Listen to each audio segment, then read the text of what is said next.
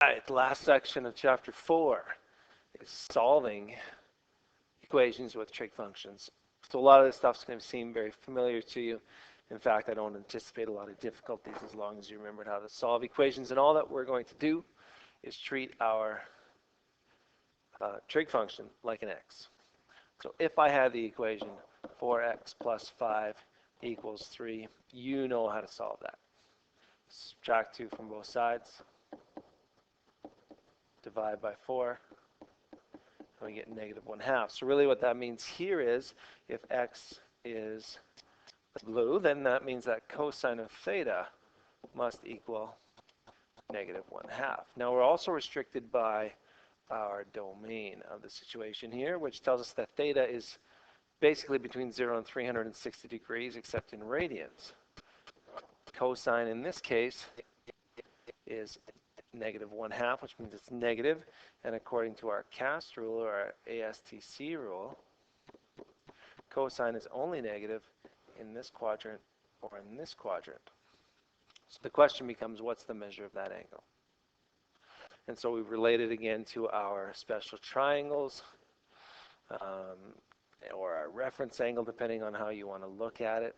But if the cosine value is negative 1/2, and we talk about these points, that means our x-coordinate is negative 1/2.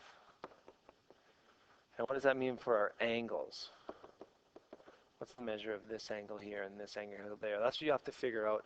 And then your answer will be, well, then the angle could be this, or the angle could be that.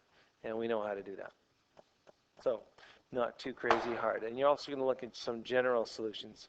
You'll also deal with some questions that look quadratic-like. So for instance here, we've got basically 2x squared minus x minus 1 equals 0. How are we going to deal with that? I would factor it.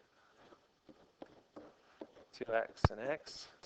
We know those are going to be 1s. We need an answer of minus 1 in the middle, so that'll be a minus, and that'll be a plus. I'm just going to check that. Yeah, that's right. So we have two answers here. And again, we're not dealing with x, we're dealing with sine theta. So where is sine theta equal to 1? And where is sine theta equal to negative 1/2? If we're talking about the interval from negative pi